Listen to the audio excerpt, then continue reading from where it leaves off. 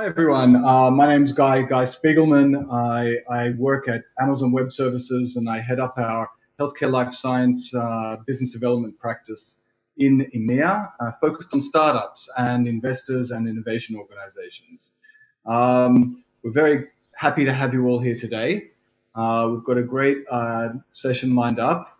I'm going to let people introduce themselves in just 1 second, but the first person I'm going to introduce is Nate Beyor from Boston Consulting, who is with us from very early time, his time. I think he's out in Los Angeles, so it's I think 6 a.m. or just after 6 a.m. in the morning. So Nate, do you want to say hi?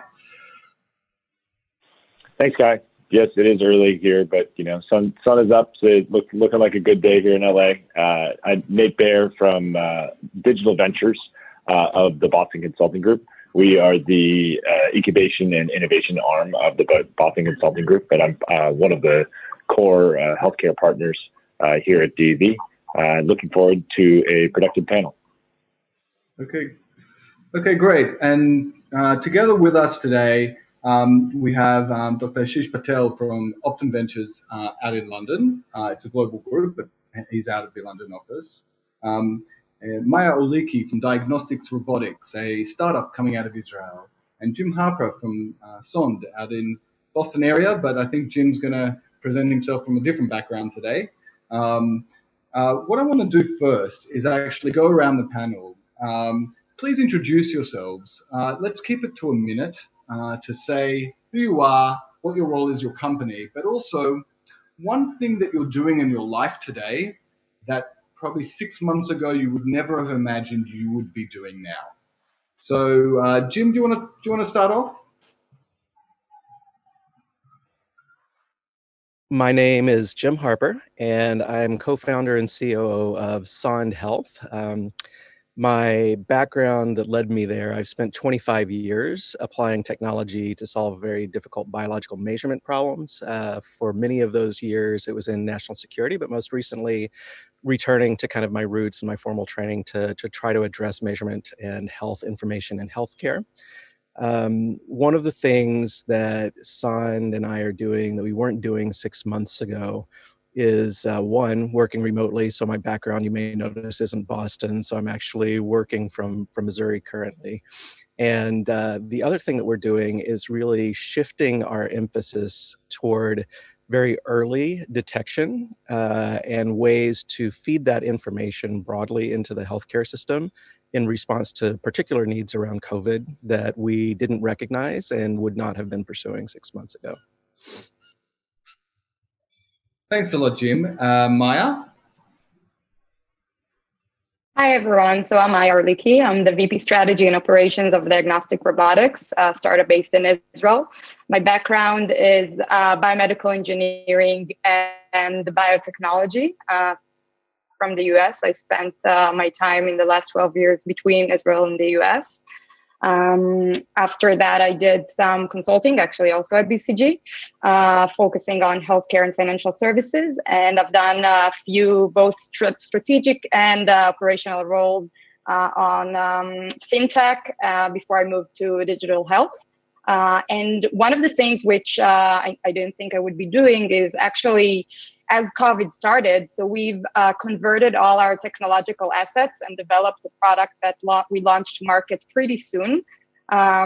We used to do triage, general triage, and then we leveraged all our tech assets and essentially worked on the epidemiologic map with both providers and payers in Israel and in the US. Hey, thank you very much. Ash?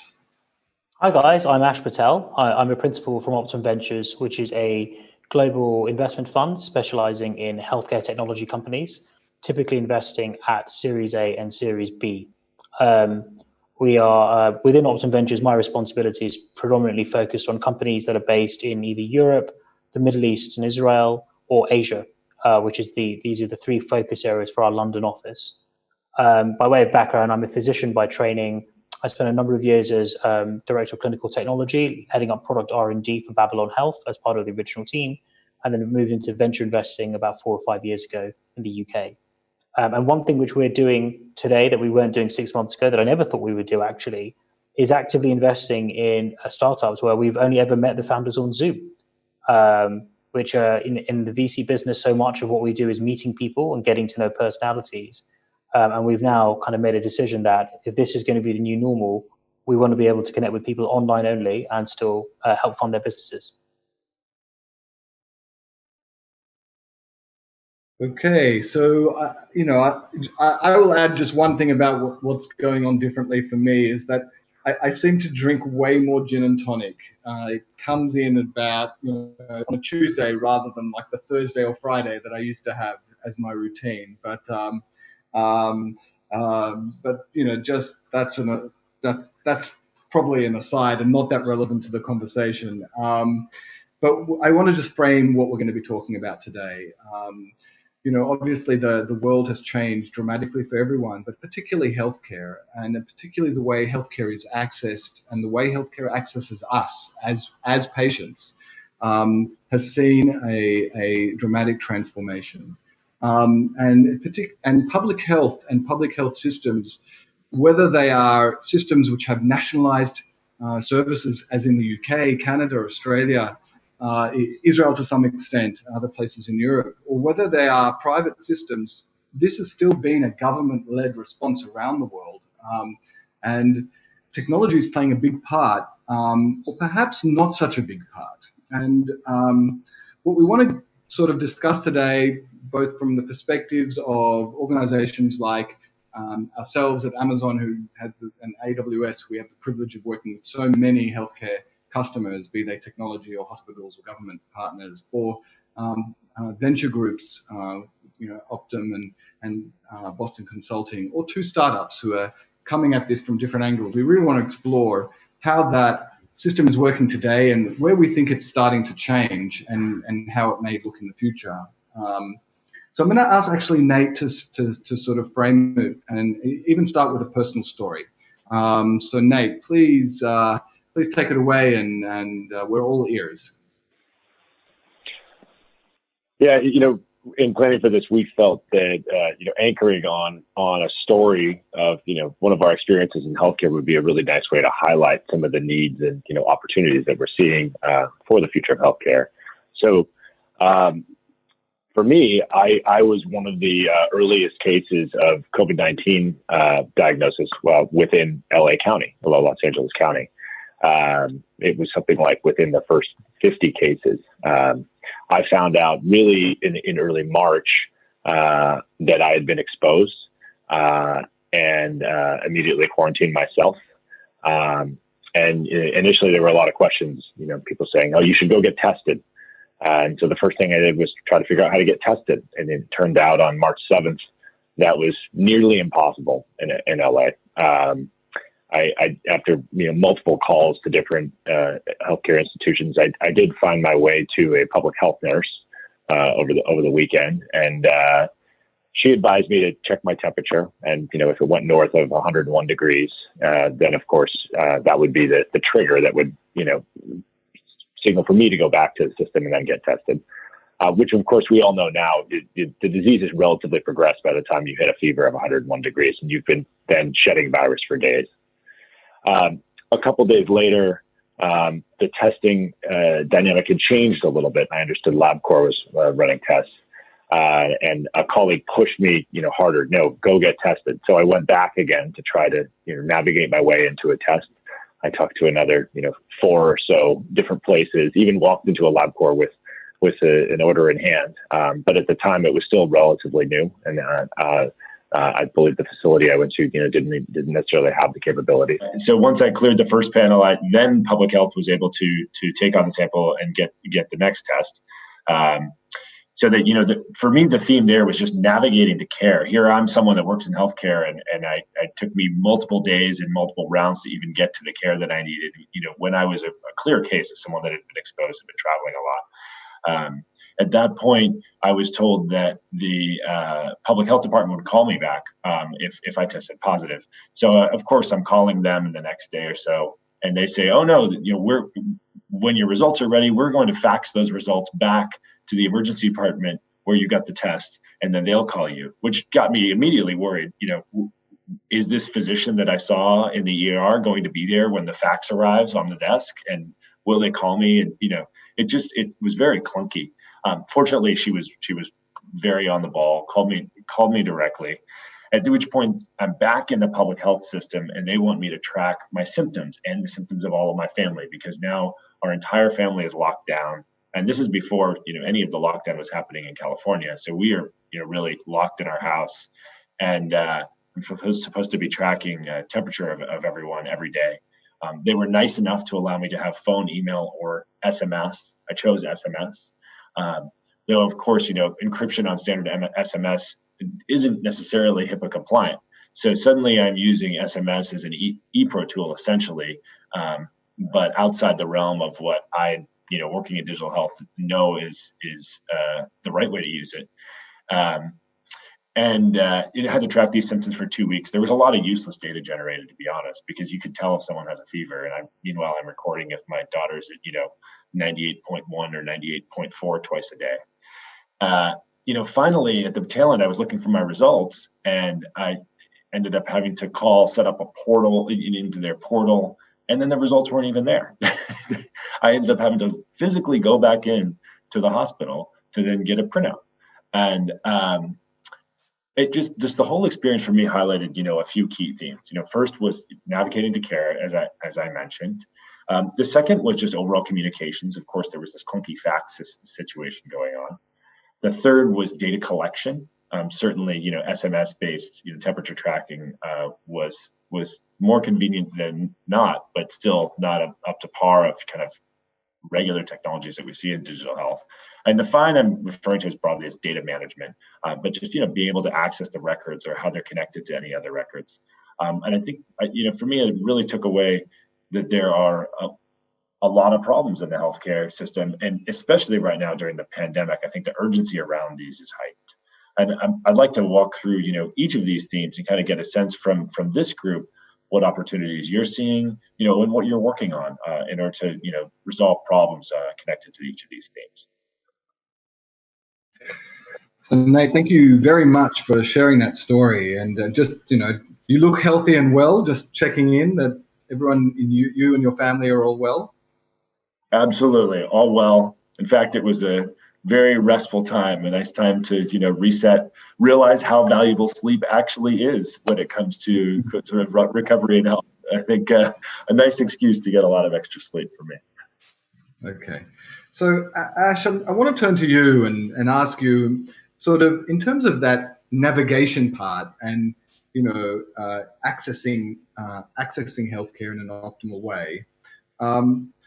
What have you seen being used during the pandemic? What technologies have been working well? What hasn't been, what was sort of hyped but actually turned out to be not so useful? And perhaps what technologies were you surprised that could play a part weren't being used enough?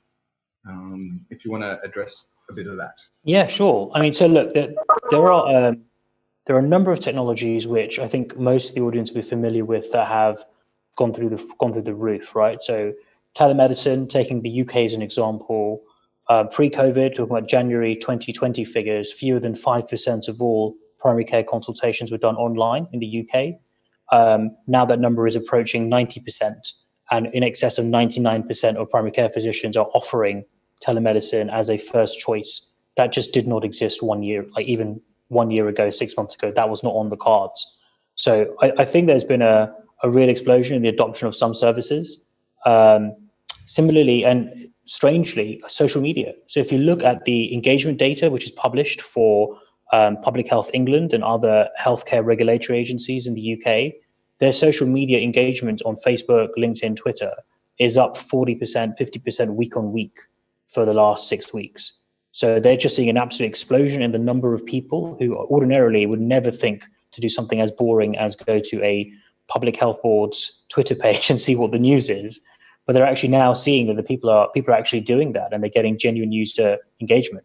And in fact, I think that the data is starting to show now that some social media channels are becoming increasingly useful ways to access people who are not sick and therefore don't think of themselves as patients, but have a very acute interest in healthcare at this point in time.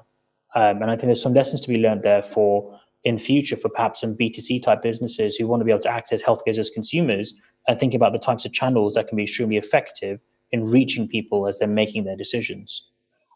There's always going to be a whole bunch of things that could have been improved during this time, right? So diagnostic tests were a real challenge.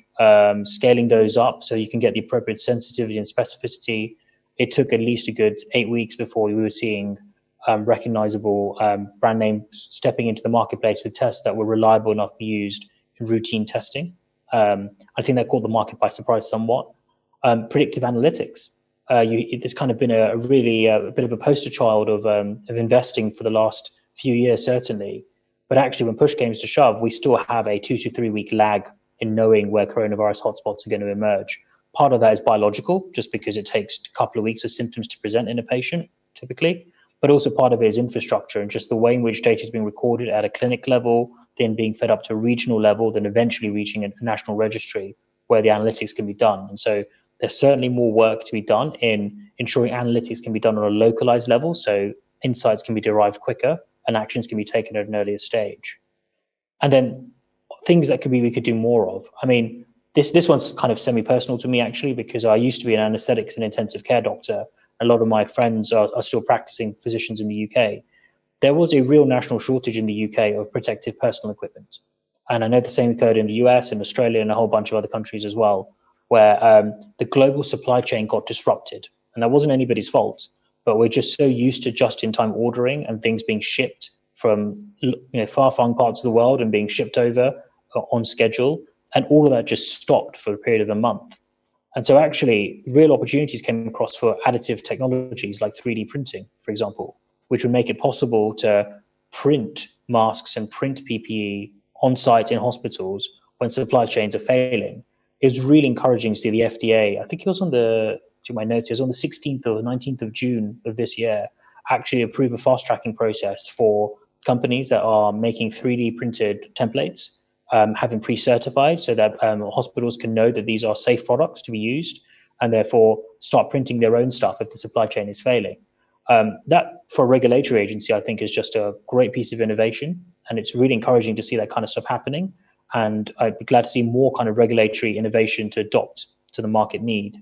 And finally, I suppose mental health. It's often spoken about as a tsunami, but if you look at the data, it's quite stark. In Taiwan, which is probably one of the earliest places where this whole pandemic started to kick off and data was being collected, they found there was a 28% PTSD, post-traumatic stress disorder rate amongst healthcare physicians, healthcare practitioners who are on the front line. To put that in context, 30% is about what you see for active military personnel who've gone through combat duty.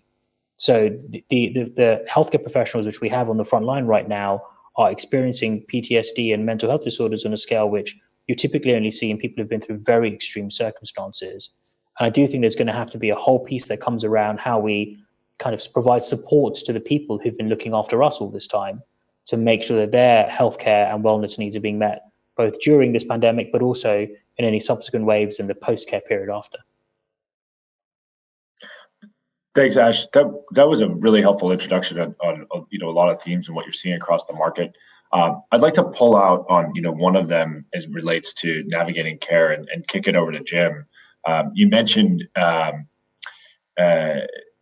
sort of diagnostics, but as part of that broader care journey. Jim, I'm curious if you could talk a bit about what your company is doing, maybe a little bit information about the product as well, and how that relates to the world of diagnostics but also just broadly how you support patients as Ash mentioned B2C. I'm not sure if we want to go full consumer in your case, but I'll defer to you in terms of how you think about the world. Yeah, so just a word about what Sonde does. Our mission for the last 5 years has been to unlock voice as a vital sign and meaningful indicator of health. And one of the best ways to relate to this potential and to understand a little bit about what we do is to think about perception and its role in healthcare. I think doctors who work in healthcare will often listen to the sound of the voice for indicators of respiratory health, sometimes for neurological health. As voice is the most complicated thing we do, it reflects changes in physiology of the major systems that produce speech.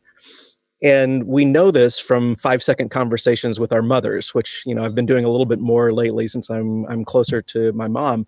But within a few seconds, she doesn't have to see me, and she's pretty accurate at telling whether I have sinus congestion, maybe coming down with a cold, whether I'm feeling fatigued, not sleeping enough, Nate, as you talked about. And we discount it a little bit because it's subjective. But the reality is there are digital vocal biomarkers that change as the physiology of the respiratory system, the neurological system, and motor control change. And Sonde works. We have over 60,000 people now who've given us voice samples and data, particularly around behavioral health, but also respiratory disease. And we can find that we're not claiming and we're not trying to replace diagnostics. We're not 99% sensitive and specific, but at sensitivities and specificities over 80%, we have an opportunity to make the navigation of health much more proactive, much more personalized, in a little bit the same way as your mother. We see the ability, and we're now deploying for COVID some tools around this, to use 6 seconds of audio on smartphones. We're all carrying these in our purses and pockets today, to be able to detect meaningful changes in risk of respiratory symptoms, as just one example.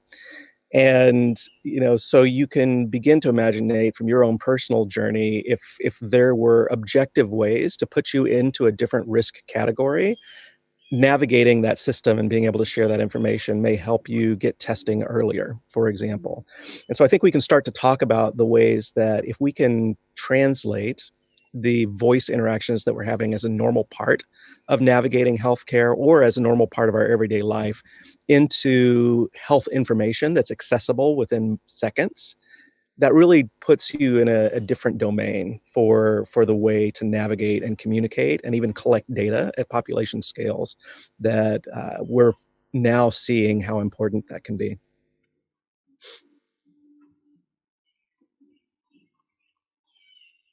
Absolutely. Maybe I wouldn't have had to embellish the dry throat a little bit with the right technology in place. That's right. Have been maybe a perceptible difference there. Yeah. I'm just going to jump in, actually. Maya, talking about navigating, and a word that we often use and everyone's familiar with is triage, which is sort of part of the navigation process, if you like. Can you maybe give us some insights about what Diagnostic Robotics has been doing on the navigation part, perhaps in some of the cases, some of the countries that you're working in now, in helping patients go to navigate the right path? Sure. Definitely. So our products provide general triage and site of care navigation. And so as COVID started, we've collaborated with the Israeli Ministry of Health, and we have converted our product to triage essentially for COVID. And we've been seeing some interesting results. So first of all, we were able to get to 25% of the population, and we had 83% completion rate of the questionnaire. And so what we've been seeing is we were able to provide both providers with red flags on specific patients where we've had 82% accuracy.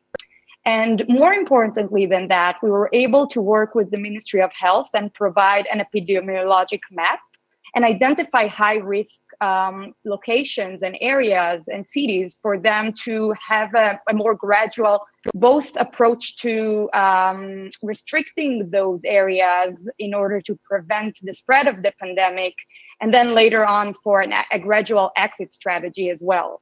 So we've been able to identify the top 8 high-risk cities before there were any diagnostic tests, just based on self-assessment of the patients filling in our questionnaire.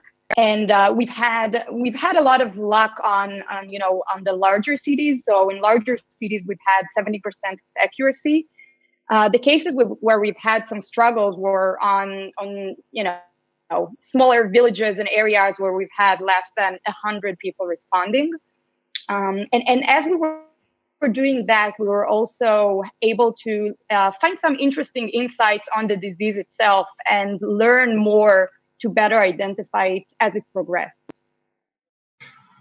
I just want to, just for the benefit of the audience here, because I'm not sure if everyone quite I know what you do, just go one step back and perhaps just talk about these questionnaires. What are they? And that's part of the sort of data collection that we wanted to talk about as well. And then perhaps just hone in on the individual, how you can, how that affects the individual's navigation. So just if you can keep it like to a minute and a half, just to make sure everyone understands what you do. Definitely. So we've been in the digital health space for a few years, and we started our work in the ED, and we've built our AI models and predictions, leveraging a lot of very rich, in-depth data that we worked both here in Israel and in the US. And based on this data, we've built our AI predictions models. And so the flow from the patient side is essentially a clinical questionnaire that's adapted to the symptom at a general level. And then we've made the adaptation to coronavirus as well. And so based on the question, we know to define the next relevant questions, clinical questions, and leveraging our AI models, we provide the triage score. And on top of that, we can recommend the next site of care navigation. And there are certain use cases for that, both if you're interested to know if you want to use it as PCP or specialist, or what type of test the patient needs to do. So that's what we do at a broader sort of solution.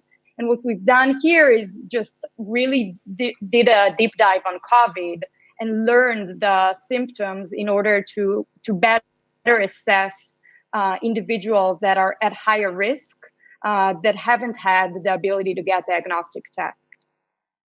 Okay, thank you. So Ash, you mentioned before around, the thing around predictive analytics and it's, it is a lot around collecting data. We have this example from Diagnostic Robotics, but perhaps in that area, you kind of suggested that it was underwhelming before, that it wasn't performing as we expected. But what are you looking for now in terms of maybe in terms of investment on the investment side?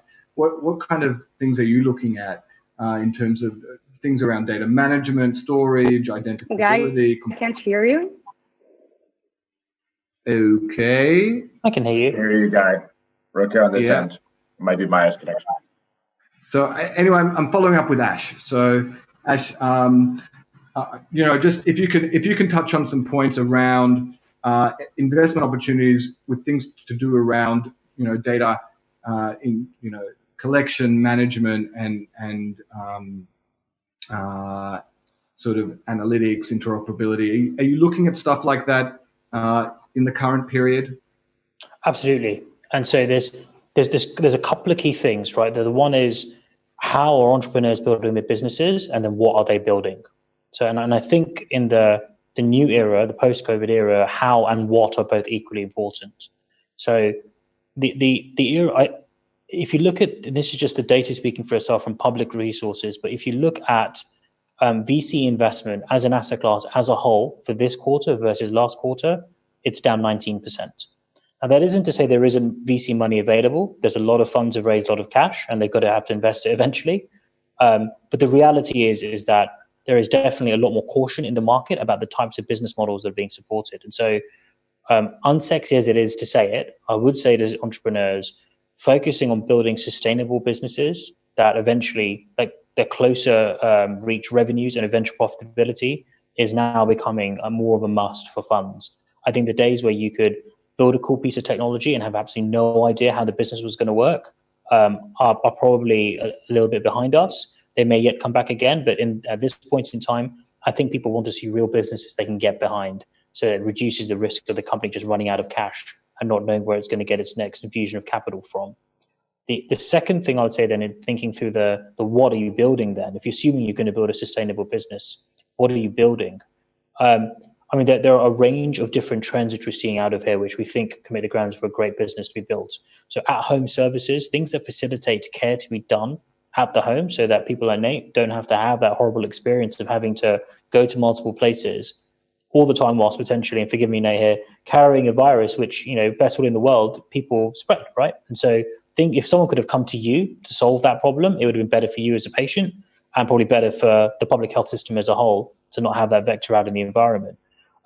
We're seeing interesting businesses now collecting stuff like net promoter scores and showing that if you can deliver care in the home, you can achieve net promoter scores of 80 to 90 plus, which is incredible given healthcare normally sits at 27 plus. So patients love being treated at home, and it's kind of better for all stakeholders in that place. What we're interested in now are companies which use technology to make care at home more economically efficient. It's really expensive to send people around to your house the whole time. How can we do some of this stuff with technology so that we can provide the same standard of care and the same level of care without the need to use so many people in the process? Because there's a finite number of nurses and doctors we have who we can make available to do home visits. Similarly, the same would apply for blood testing, diagnostic tests, any kind of any step of the process of diagnosis and subsequent treatment that's required.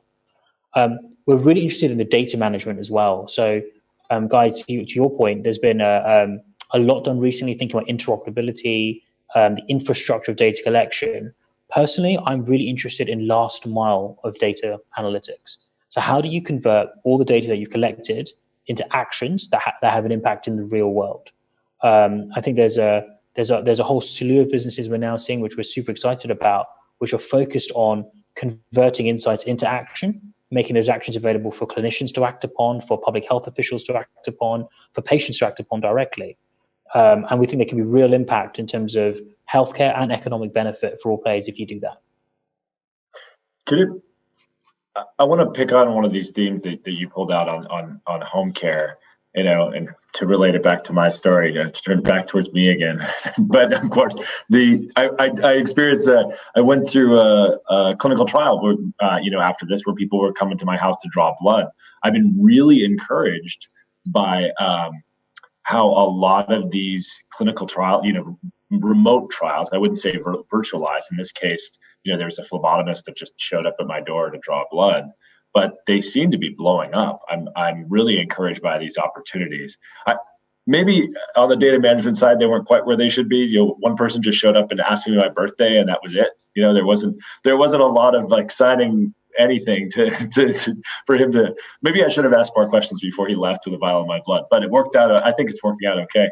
I think this is a question for the group, though, is, how do you think about these distributed care models? What are the limitations of, traditional, feet on the street or brick and mortar that are necessary and clearly valuable in this case, versus how much is this, kind of a technology enablement question? And maybe it relates a little bit to your, scalable business models point as well, Ash. But this is more of an open question to the group if anyone has any broader comments, because I think this is something I've been wrestling with a little bit too. I mean, to address it directly, from the OV perspective, we fundamentally, healthcare is a people business, and technology can enable the people element to scale. But the state of current robotics, AI, and so on is just, I don't think it's feasible and certainly not legal in most regulated jurisdictions to just leave things to the digital tech to do autonomously without any kind of supervision. So you're always going to, at least for the present future and probably extending for the next few years, there'll always be people involved in that value chain. Where I think there's real value is in how to use technology as a force multiplier. So how does one nurse, instead of being able to see one patient in one morning, have the ability to go and see 3 or 4 patients and have a really super slick back end, which allows her job or his job to be done really efficiently. And that allows us to run businesses with great economics. So it makes complete sense from the payer perspective, the investor perspective, because I never forget about the investors. But at the same time, it also means that you can sustainably deliver that kind of care to a patient. The CRO businesses are really interesting that you just described, because they're often being sponsored by big pharma, and so there's a big budget behind it, and so they can afford to swallow that cost and the cost of running a clinical trial. I'm really looking forward to, and we're seeing now where it's exciting to see these technologies leaving clinical trials, which are a bit of a special case, and entering mainstream care in an economically sustainable way. We've got a couple of portfolio companies that are doing just that, and things are working out really well for them in terms of demand for their services, and also their ability to build a real business which has real revenues and real profits long term.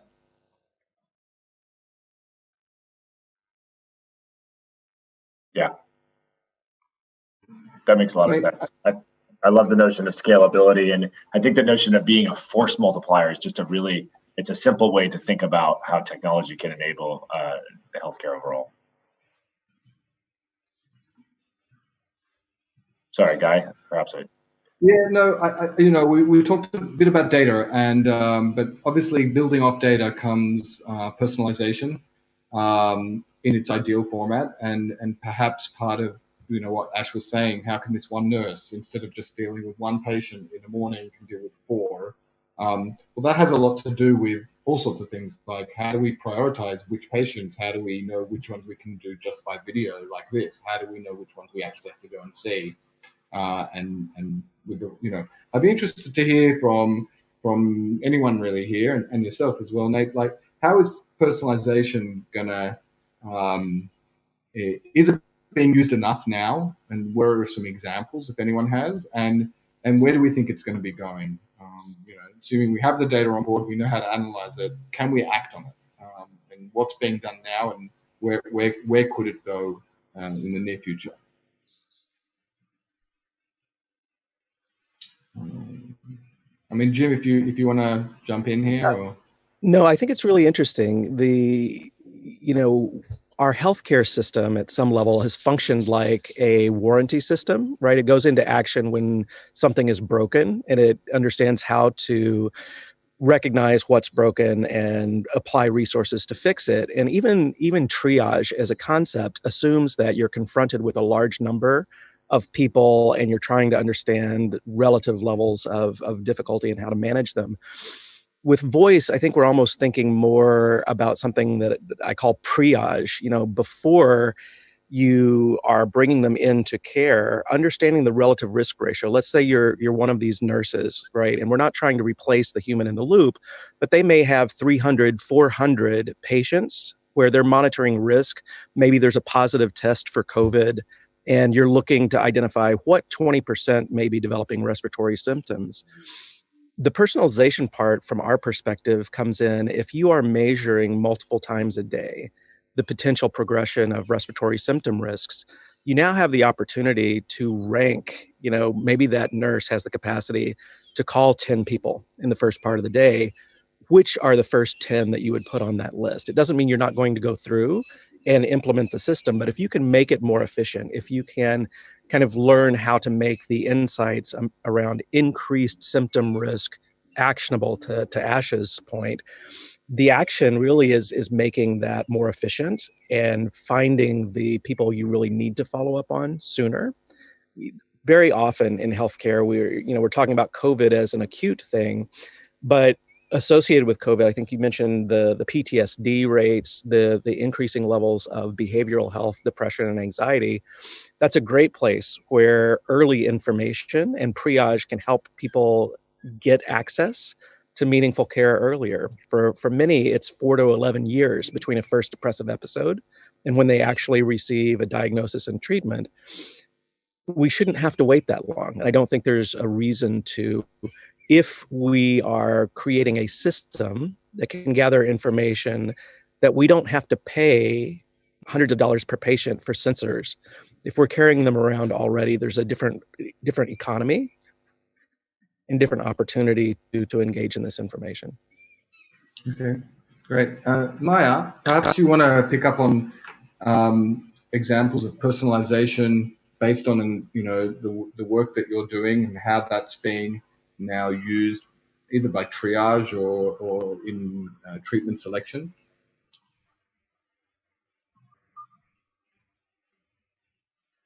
Okay, Maya. Sure. So I can share. Can you hear me?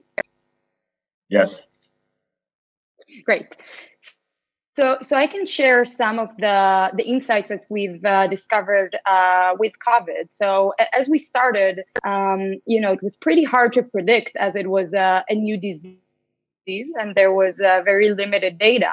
But as we've started analyzing the data, for example, we've seen that if before people were mostly concerned about having high fever, we actually identified the loss of smell and touch as a much higher indication of COVID. An additional example is that we've seen extreme fatigue and cough as a combination as the highest indication above fever and above OS. So as we were able to look into this data and analyze it, we were able to adjust our questions and make sure that we have a better understanding and identifying COVID. And on top of that, we were able to make sure that the people that are at a higher risk will be the ones that are navigated into the right point of care. So we've really seen the shift in the actionable items and essentially the people that were tested based on the results as our understanding of the disease expanded. So just to double down on this a bit, Maya, because I think as you've described the technology you're working on, I was reflecting on some of the comments Jim was making about triage and saying I can only see 10 patients. How do I pick which 10? And in many ways, as you're collecting data, you can help inform that triage process. But where does that triage? Where do we draw the line between that triage and almost like a de facto diagnostic? At that point, patient 11. We're effectively deciding, doesn't have a risk profile that we can treat at that point. And how do you think about that tension and where to draw that line?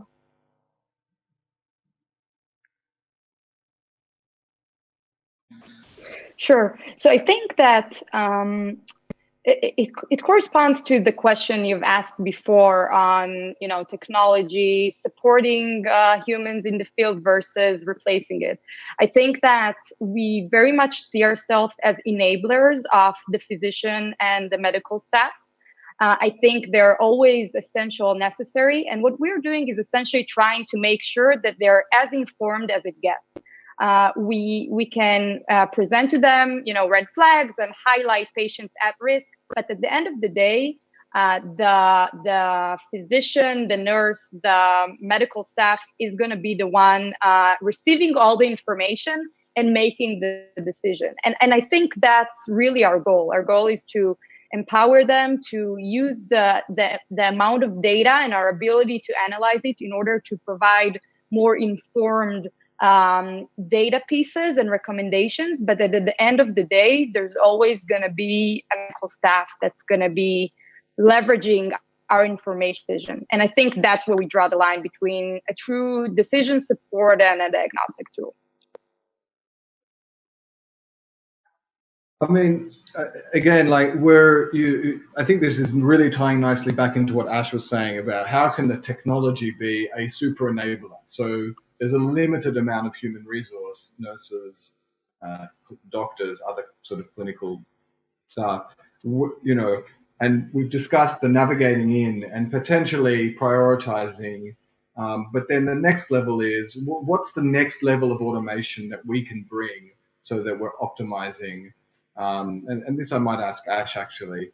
What's, after we've done a great job with data, it's good data, we've analyzed it, we've prioritized. Now when it's in the care environment, be it telehealth or in-person care, how is automation, where do you think automation is going to start playing a part to even further optimize the use of clinical time? So for me, the next area is execution automation. And by that, I mean, there's been a lot of focus recently in making sure clinicians make the right decisions. And there's been some big advances in that space. But where it's funny, if you go and ask any intern or any junior doctor in any hospital, after the big boss leaves the room, everything starts to fall apart. And decisions are made really well. Decisions are executed variably in healthcare. And if you look at the data to show in morbidity and mortality conferences within hospitals, why did patient X not receive the treatment that was considered standard of care that everyone should have happened? The data certainly coming out of UK university hospitals is about 80% of the time it's because the right sequence of stuff that was supposed to happen just didn't happen. So the right decision was made. We knew what we needed to do. We just didn't get the stuff done. So in many respects, hospitals are no different to startups. Execution is everything in terms of getting a great result. So I'm really interested now in that next wave of companies which are ensuring that, yes, great decisions are made, but once decisions are made, how do we make sure that the actual stuff that needs to get done gets done? There's no point saying that the data shows that we've got to give patients dexamethasone if the pharmacy inventory just runs out of dexamethasone. And so it doesn't get to the patient within the time slot that we know that they need to get it in. So I think the next wave of businesses in this space, which is going to be super interesting, are going to look like very boring logistics businesses, taking best practices, the kind of stuff Amazon's probably great at, taking best practices from other industries and saying, this is how we get stuff done in orderly, timely fashion, so that we now have the last mile available to make sure that we execute on those fantastic decisions which are now being made by increasingly tech-enabled super clinicians who have all the information, can make a great call on what needs to happen, and we can get that stuff done. And I think that execution play is going to be the next sweet spot. Interesting. Which of those four themes, if any, navigating care, communications, data collection, data management? I mean, I heard a bit on the data management, but you're almost linking it's communication, but more on the physician side, on top of some level of insights built on that data management, or maybe you want to define a whole new bucket now that we're talking about within the business as opposed to patient facing, specific restrictions. So I think each one of those stacks have now reached a level of maturity where there are good point solutions to do pretty much everything you want to do within those stacks. There's always going to be new innovation that sits on top, but by and large, most of those four buckets have got solutions available. Mm-hmm. I think there needs now to be a thread that runs through those stacks to coordinate all of this stuff, because otherwise, that's how patients slip through the cracks. That's how you had the foresight to come back to your story, Nate, but you had the foresight to go to the clinic to go get that piece of paper. Somebody who wasn't as well educated or as well resourced or as well familiar with what needed to get done may just have sat at home. Like my grandmother probably would have just sat at home because she wouldn't know that you're supposed to go to the hospital to go get the bit of paper, right? And she would represent a risk to herself, but also to the community because she could have been spreading coronavirus the whole time and not know about it. So I think there's something to be said there for how do we coordinate all of these pieces together and orchestrate them in an efficient way. Yeah, absolutely. Jim, I'm curious on your end on how are you thinking about engaging with physicians and that broader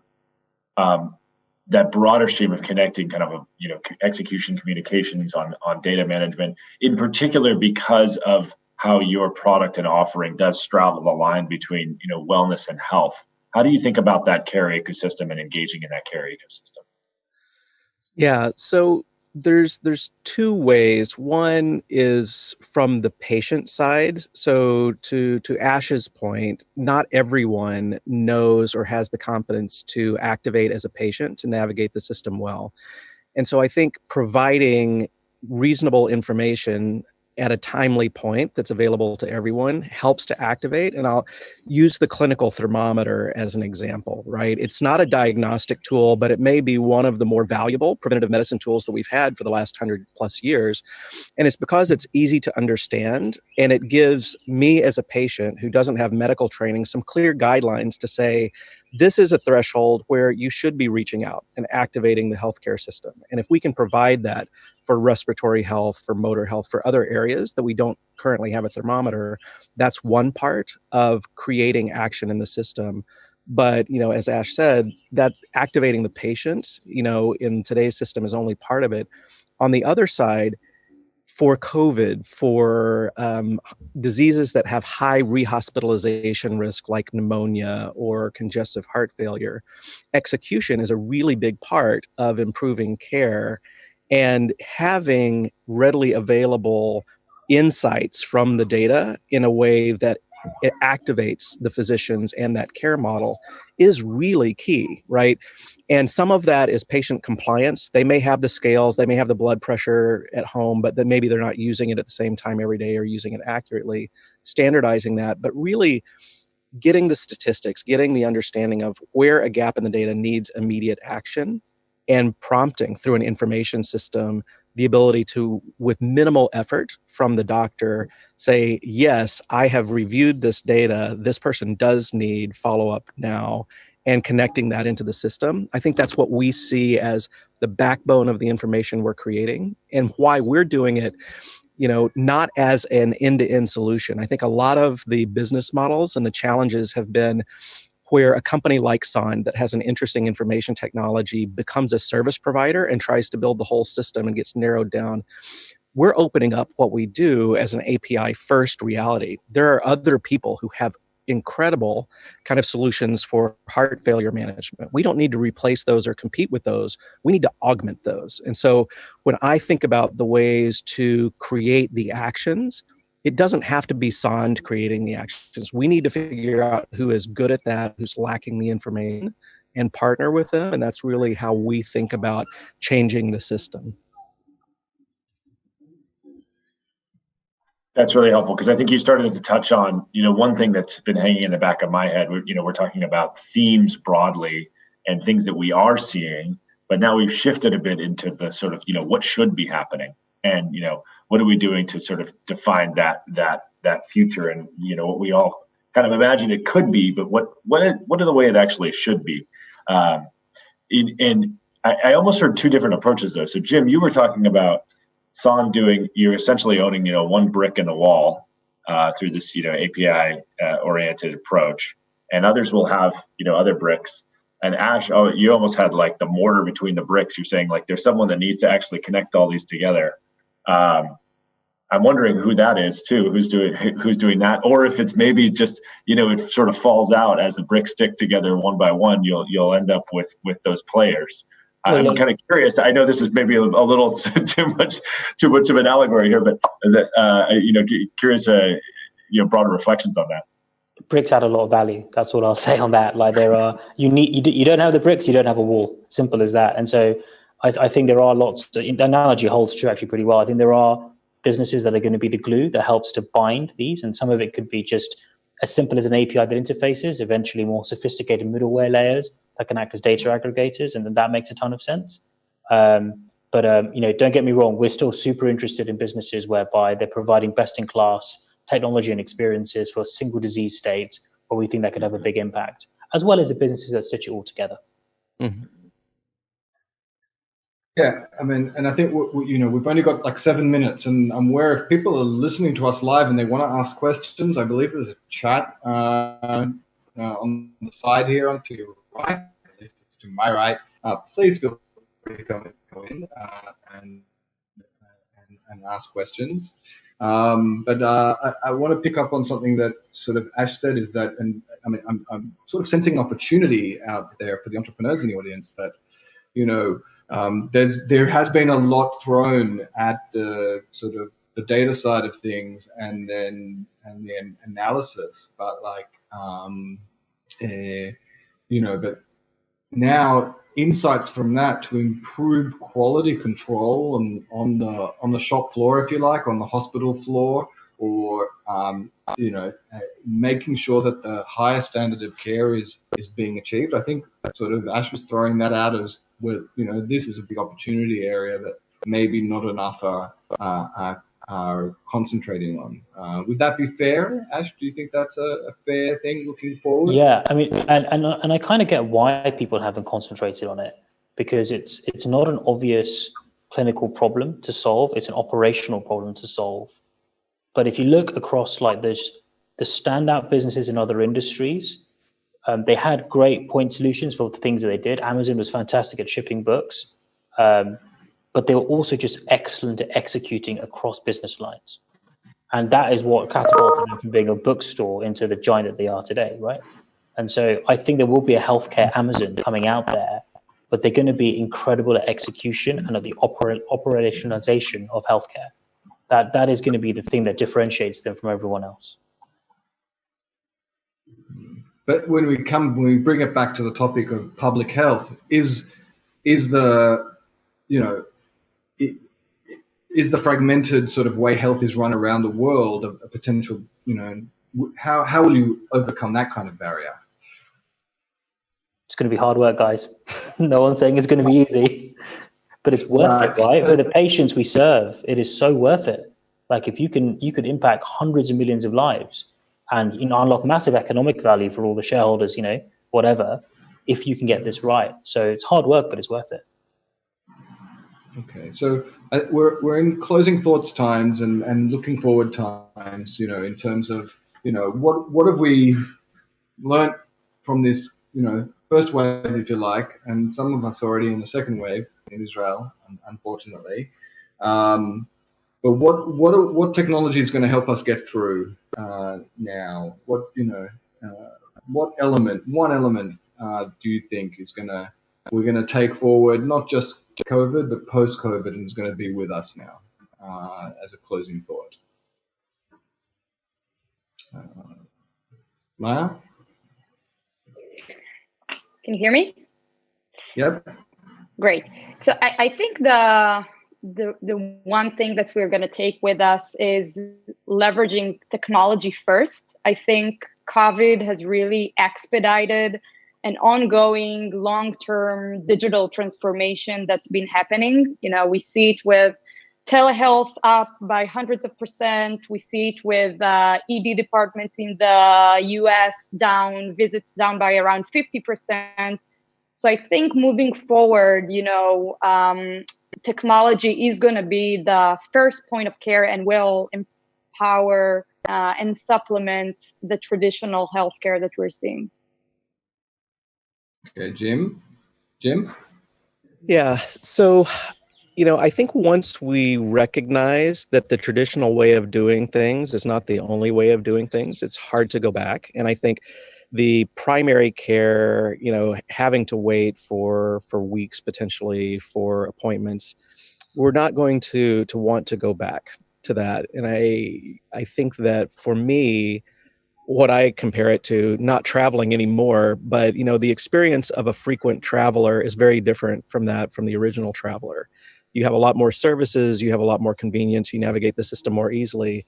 It's really curious to me that there isn't the equivalent of a frequent traveler experience in healthcare for people that we're spending the most money on, who actually need to have the most efficient path through the healthcare system. And I think that we've started a path toward that we're not going to be able to move back from. As Ash said, it's going to be a really hard thing to get to, but acceptance of the status quo is not a given anymore. And I think I'm excited about the opportunities that creates. Ash, do you want to add a last thought? I just think population health has become the new normal. So we went from a place where only people who were really unwell or had a medical condition would think about their health, generally speaking. The rest of us just got on with our day and didn't really think about it, to a pandemic, which unfortunately has dragged all of us into healthcare, whether we like it or not. But the upside is that I think people are now thinking more consciously about their health. And there are fantastic tools like the use of social media, which we never would have foreseen has become a channel through which we access young people, old people with no healthcare conditions, to inform them what's going on in the world and in their healthcare, which ultimately should lead them have happier, healthier lives. Okay. I was going to end up, but there's a question, and I just want to pick up on something that Ash said, and I was going to actually hand it over to Nate to see if he feels better that next time he, not him, obviously, but someone in his position would have a better pathway. But Ash, just based on what you said, I'm kind of calling this healthcare everywhere. We're really now, this healthcare is now everywhere, and every part of our day, in fact, has become something to do with healthcare.